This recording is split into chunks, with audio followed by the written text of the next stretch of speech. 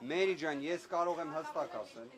ես հստակ կարող եմ ասել, որ առնվազն այս ամբողջ ընթացքը, այն ժամանակահատվածում այս կարգ, որ նույնիսկ Սամվել Կարապետյանին թույլ չտվեցին այցելել իր հոր գերեզմանին, ցույց է տալիս, որ այստեղ չի կարող լինել որևէ պայմանավորվածություն։ Ավելին, Սամվել կենսագրական տվյալներից դուք կարող եք պատկերացումը արդեն կազմել, թե մենք ինչ տեսակ մարդու մասին ենք խոսում։ Չի կարող նման բան լինել։ Եվ ավելին, մենք խոսում ենք մի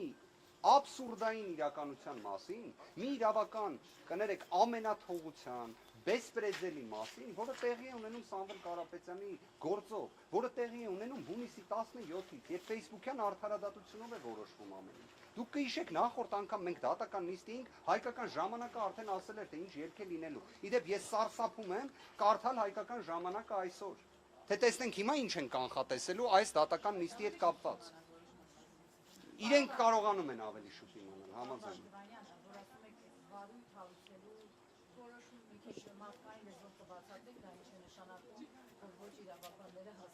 Փորձեմ։ Տեսեք, ամեն դեպքում, քանի որ ինքը իրավական որոշակի խրթին հարց է, այստեղ է խնդիրը։ Տեսեք, վարույթ հարուցվում է որոշակի հանգամանքներով եւ որից հետո որոշվում է, օրինակ, պահպանել կալանքը, թե կիրառել այլ խափանման միջոց։ Բայց սկզբնական փուլը դա դեռ վարույթ հարուցելն է։ Պատկերացրեք, եթե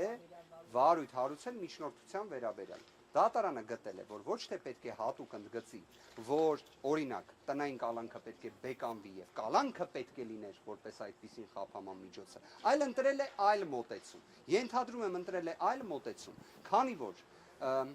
մեղմ ասած ճնշումները այնպիսին են լինում դատավորների նկատմամբ ժողովրդավարության բաստիոն հանդիսացող Հայաստանում, որ միաժամանակ նաեւ մարդիկ փորձում են ինչ որ կերպ այդ ճնշումը համ պահպանել,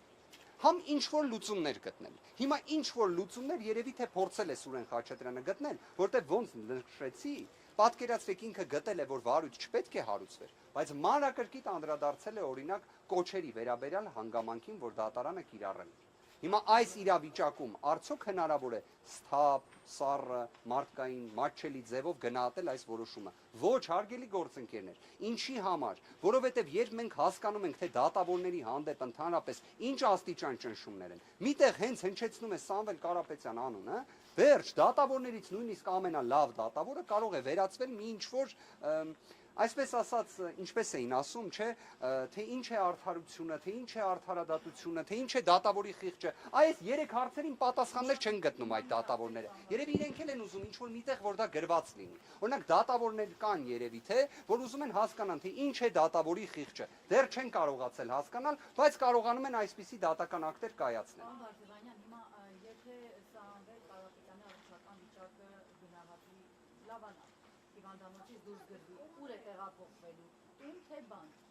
Ես այս իրավիճակում ըստ վերաքննիչի որոշման, եթե դիտարկենք իրավիճակը, որ բժշկական օգնության եւ սպասարկման հարցը չլիներ, միևնույնն է չենք կարող պատասխանը տալ, որովհետեւ արդեն կա դատական նիստ նշանակված տնային կալանքի երկարաձգման հարցով։ Ինչի համար եմ սա ընդգծում։ Պատկերացրեք, եթե օրինակ դատավոր Դոլմազյանը կիրառում է վարչական հսկողությունը որպես խափանման միջոց եւ իր դատական ակտում արձանագրում է, որ որոշումը մտնում է օրինական ուժի մեջ հենց դատական նիստերի դալիճից։ Ինչ է լինում այդ ժամանակ անձը, անկախ նրանից թե երբ է լրանում ժամկետը խափանման միջոցի, դուրս է գալիս դատական նիստերի դալիճից։ Իրավական կազուս է էլի առաջացել, հա, պարոն Բաքրյան։ Որոշակի առումով, այո, բայց խնդիրը ուրիշ բանում է։ Հակասություն ես չեմ տեսնում ինչու, որովհետև հունվարի 13-ից գիծ ենք քաշում, գործընկերներ։ Հունվարի 13-ից անդին այլևս հնարավորություն տնային կալանքի խափանման միջոցից զատ ավելի խիստ խափանման միջոցի իրավական կառուցակարգ չկա։ Գտեք ցանկացած իրավաբանի, ասեք կա տենց մեխանիզմ, թե չէ։ Քրեական դատավարության օրենսգիրքը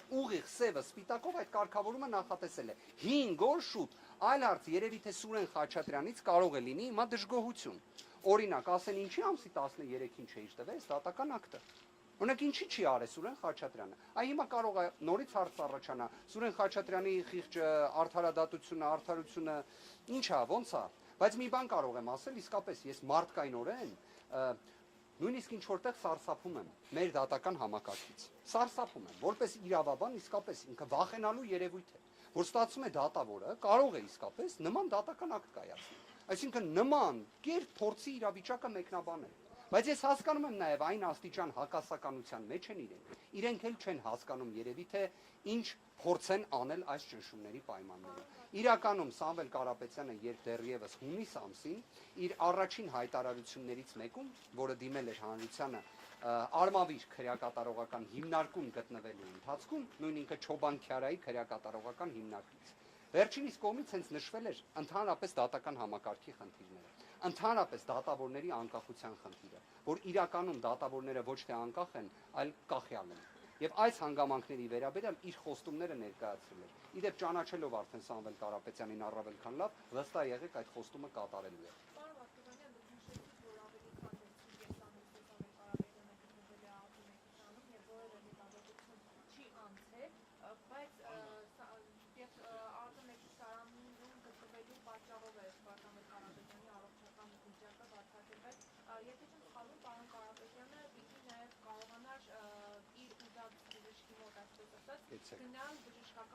Դուք պարզապես մեջ բերում եք կառավարության վերաբերելի որոշումից, ինչպես նաև ձերբակալված եւ կալանավորված անձանց իրավունքներին վերաբերող նորմատիվ իրավական ակտից դրույթ։ Այո, այն ամբողջությամբ չի գործել Սամվել Կարապետյանի դեպքում։ Այո, այն բազմաթիվ այլ կալանավորների դեպքում գործում է եւ պետք է գործի, բայց Սամվել Կարապետյանի դեպքում չի գործել։ Եվ ես հատուկ եմ ընդգծում, որ Սամվել Կարապետյանի առողջության հետ կապված այն իրավիճակը, որը կա, որը վստահաբար լուծվելու է։ Վստահաբար այս առողջական խնդիրները հաղթահարելու է Սամվել Կարապետյանը, որտեղ նորից եմ ասում, մենք խոսում ենք ուժեղ հայ տղամարդու մասին, որի նկատմամբ չարամտորեն նման գործողություններ են կատարվել։ Ես այստեղ թե չարամտությունն եմ տեսնում, թե դիտավորությունն եմ տեսնում, բայց վստահ եղեք, այս ամեն ինչը հաղթահարվելու է։ Դիմումները ներկայացրել եմ ես։ Գիտեք քանի անգամ եմ ներկայացրել, դուք քրեական գործի հատորները, որ տեսնում եք 100 թերթից ավել, ես այդքան դիմումներ ունեմ ներկայացրած։ Այո, բժշկական պատշաճ, օգնություն ապահովելու վերաբերյալ բոլորը մերժվել են, բոլորը։ Կներեք արդեն ժամը 16:00-ն եմ մոտենում, ներողություն եմ խնդրում, շնորհակալություն արգելի գործընկերներ, որ նման արագ արձագանքեցին։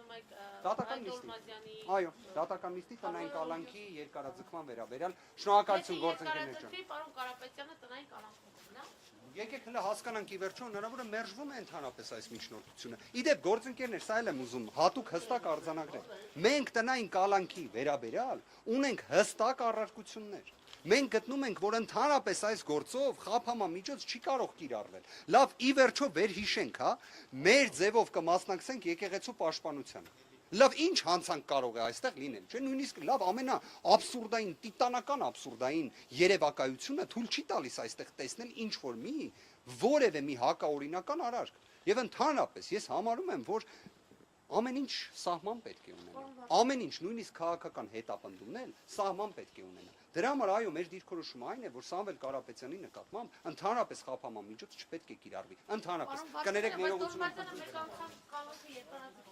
մեկ ամսով մնացած հետո կասեմ։